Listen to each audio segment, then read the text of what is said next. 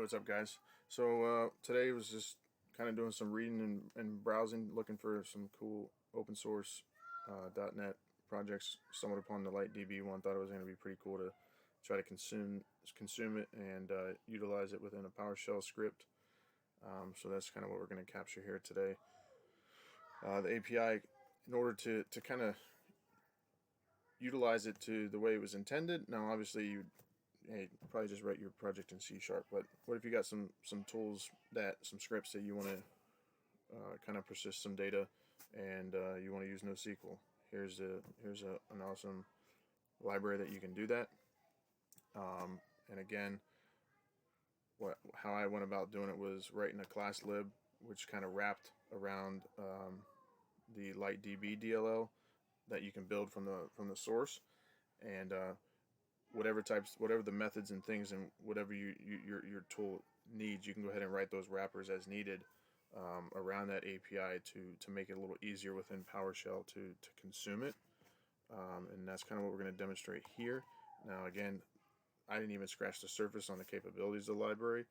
All I'm demonstrating here is creating a database and injecting 2 documents into it, and then we're going to go ahead and read it. We didn't do any querying or anything. Again, that's all to come. I just wanted to capture kind of this method in which I took to make it work. So created a controller class, and on that controller class, that's going to hold the DB.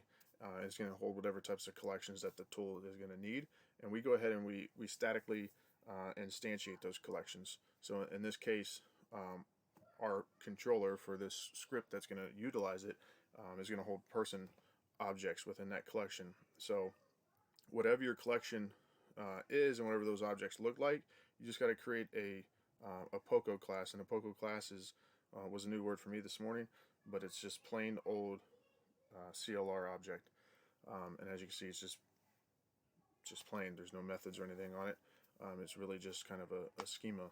So you just need to make sure your POCO objects is going to have that ID property, because the insert method, the bulk import, is going to be leveraging and essentially editing that ID prop under the hood. So your objects, I'm going to die here soon. So your object needs to have that, and so it will be supported. Okay, so that's the quick class lib that we wrote. Again, that would scale and be modified to depending on the tool. So we can go over to the PS1 and see how we consumed it.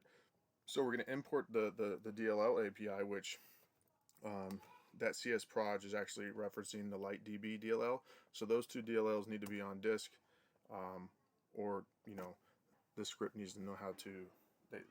They're dependent, so they need to be there. So we import that, which imports the LiteDB DLL under the hood, and we're going to instantiate a controller object. We're going to create the collection under the hood, and then inject the two documents, myself and my wife, and we should be able to read those here. So let's go ahead and run that.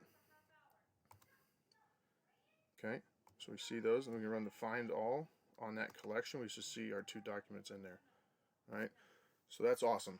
So next thing is we have a little GUI tool. If you like GUIs, you can use the GUI to kind of go ahead and see your data and see what it looks like.